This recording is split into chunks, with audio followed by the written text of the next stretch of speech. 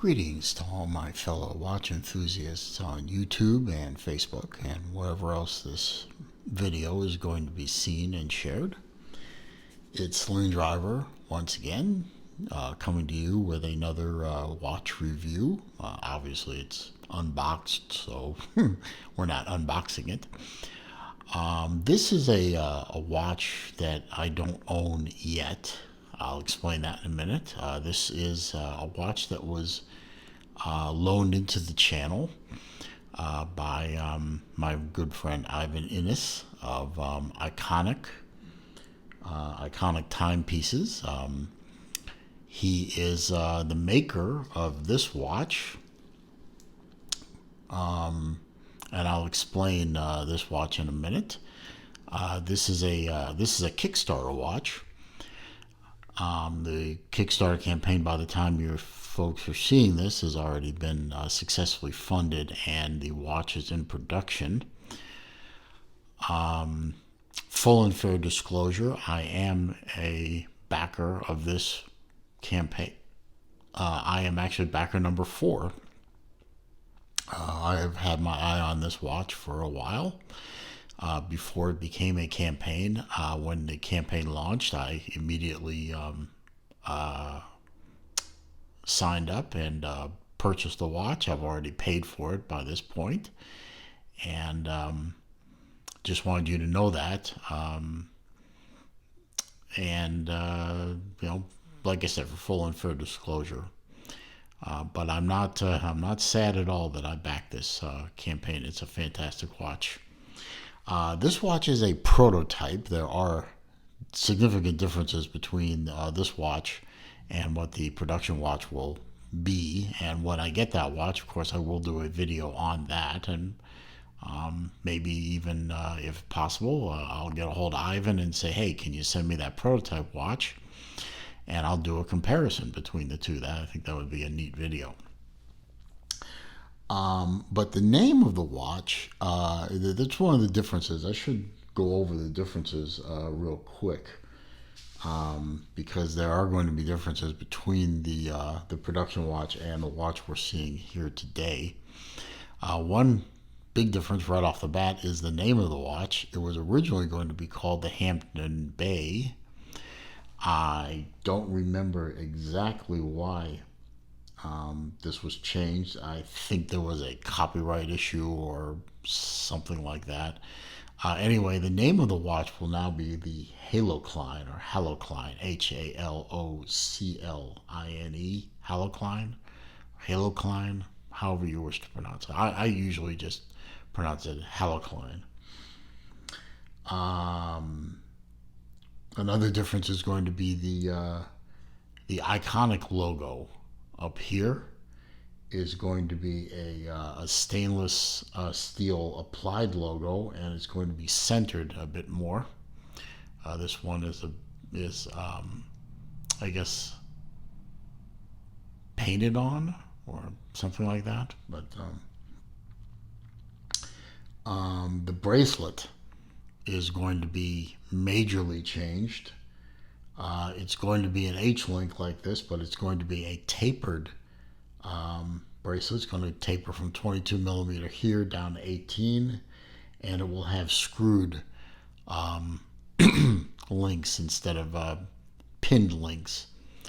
And the bracelet is a major problem with this particular watch. The bracelet has been defective from early on in its circulation around to various watch reviewers. Unfortunately, by the time it got to me, it's so messed up that I can't actually size the thing anymore. You can see on this side, which I had to rebuild from other links that Ivan sent me, you could actually size this side, but you can't size this side. You have one link here that's sizable, but this link isn't sizable, this link isn't sizable, this link is, but it's backwards from this link. It's a little weird, but that's okay. It's a prototype. I understood that when I got it, and I can give you a wrist shot, give you a general idea of what the watch looks like. The automatic 200-meter wording will be reconfigured. The loom is going to change from C3 to BGW9 and made stronger. The hands will be made thicker for legibility. And that's about it. Pretty much this watch is fairly ready to go, but it's good. It's been refined, and like I said, these watches are already in production and should be to us fairly soon as backers. And but the watch head itself, in my opinion, is ready to go. The bracelet is not, but that can be dealt with various ways. But the watch head in and of itself is certainly a ready to go piece. Signed crown with the Iconic logo. Very nice. And even though this watch in particular, because it's a prototype, it's been reviewed by a lot of reviewers, has bounced around quite a bit, it's still in really, really good shape. I mean, I would not be unhappy about wearing this watch as it is. I love the coin edge bezel. The thing that when I saw the renderings for this, and what drew me in, was the watch face itself. I love the way this thing fades from white all the way out to a deep blue on the edges. And there's going to be multiple colorways on this watch. And there's a green one, there's a gray to black one, the blue one. Of course, this is the colorway that I picked. I think there's a red one as well. I'll put a link to the campaign in the description so that you guys can check it out over there.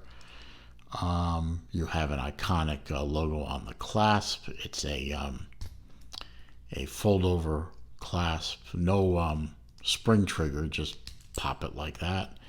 Milled out center, stainless steel all around. Has 3-position micro adjuster. Works pretty good. And like I said, I can't see when I close the clasp up, which I'll try to do here. You can see it's way too big, but I can't size it, so. But I can hold it tight, and you can see this is why I would normally wear the watch. And you can see it fits very well on my 7¼ inch wrist. Very short lug, so really good overhang on the very short lug, so it overhangs and hits just nicely on the wrist. And you can see that the bracelet tapers away from, not tapers, but drops away from the lug perfect. I mean, it just folds right away, so it's like the true lug to lug is the width of the watch because of the way the links drop away. On the back, I believe this is the way the back is going to look in the production watch itself. Screw down case back, good to 200-meter. Got my fact sheet over here to my left, over there. It is a 43mm watch, so for me this falls into my 42 to 43mm sweet spot. 316L stainless steel case, as I said, and the bracelet as well. It's 13mm thick, 49mm on the tip to tip with a 22mm lug width. It is a flat AR coated sapphire crystal. Inside you have a Sellita SW200 movement. Like I said, this is going to be a BGW9 fully loomed watch, and it is a BGW9 loomed sapphire bezel insert. So it's going to be beautifully scratch resistant and really a good tough watch. Let's see. 200-meter water resistance, 7.5mm screw down crown with logo, and the milled fold over clasp with logo, just like we've already seen here. I don't think the clasp is going to change, but I could be wrong about that. Let's see. In addition to the watch, you will get a zip-up pod case with logo and an outer box. You get a link tool, warranty card, instructions, and even a decal is thrown in. That's nice. These are available for and well, because of these were a Kickstarter watch, the campaign is over, so you can't order through Kickstarter anymore. But Ivan mentions that you can do private pre-orders for $480 on his Spotify store, and I will provide a link to that store in the description. It's here on the piece of paper I'm looking at. I'll make sure that that link is in the description. So it's really a great watch. I mean, I've waited a while to get a hold of the prototype. It's a shame I can't wear it because of the nature of the bracelet, but that sure does not deter me from the excitement I feel about what's going to be in my hands, hopefully in the next few weeks, maybe a month or so, maybe a couple of months. How Kickstarter is, you just never know when it's going to release. But at the time I'm making this video, which is May 12th of 2020, I am told by Ivan, and I speak to him at least once a week, usually a little more than that, that production is actually ahead of schedule. So that's good to know. That's one of the reasons I shied away from Kickstarter for a long time, was you just never knew when you were going to get the watch. Even though you've paid your money, it could be months. And in the case of one company whose initials are FL, I won't say any more than that, it could be almost a year. But we'll try and not hang on to the scars of that problem. It's a great watch. Easy to work crown. Unscrews with a nice satisfying pop. Position 1 does the date, which is at the 4 o'clock, and of course, being a Sellita movement, if you pop to position 2, it is a hackable movement. And of course, it hand winds as well as automatic winding. And then you screw the crown back down, you've got your water resistance back. Wears very comfortably. It's not too thick, it's not too big around, and it's got really, oops, what happened there? This bezel's a bit stiff, but I think in the production ones are going to work on that a bit more.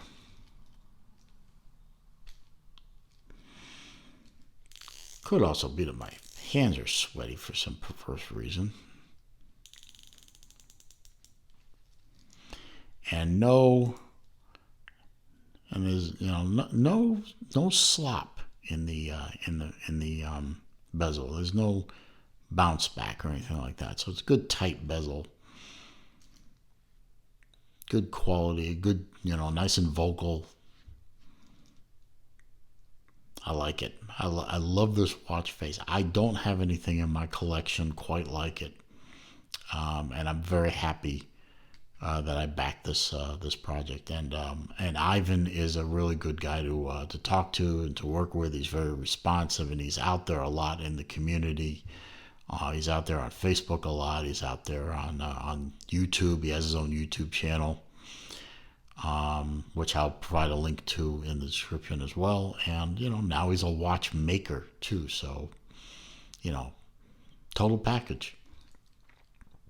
So I'm going to wrap the video up there. I'm very happy with this prototype, and I guarantee that I'm going to be happier with the actual production watch with all the improvements. So if you like the video, please give me a thumbs up. It helps with the algorithms, makes my channel more searchable if more people give likes to the video. Comments, questions, suggestions down below. I do read them all, I do answer them all, and I do block delete and block the crap. It's just the way I operate my channel. If you're going to be cruddy to me, I'm just going to dismiss you. Goodbye. See ya. If you're new to the channel or you've been here for a while and you haven't already done so, please click the subscribe button and join up. And don't forget to click the bell icon so that when I produce more content, you're alerted. I thank all my subscribers. It's been a great ride so far. I think we're going to keep growing. It looks that way. The analytics say it is, so I'll go with that. Thanks for watching. Stay safe. Be well. See you in my next video.